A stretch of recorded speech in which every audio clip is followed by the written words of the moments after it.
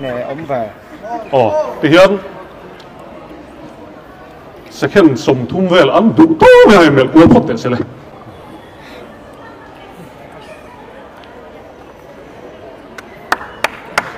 Yes, go, come on, go, let's go.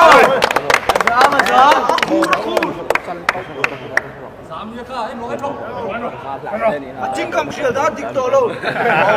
lâu đi lâu camera hello thì lâu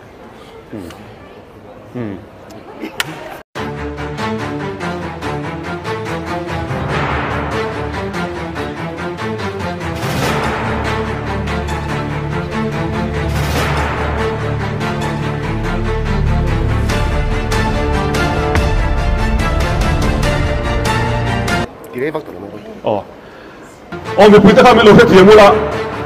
hay là em bùi là sử dụng cần tung lâu á không phải là second tu tất cả lâu in zoom được hết cũ là để chú anh mi sống thung già là cái buông thì mày cái tóm mày ngon thế này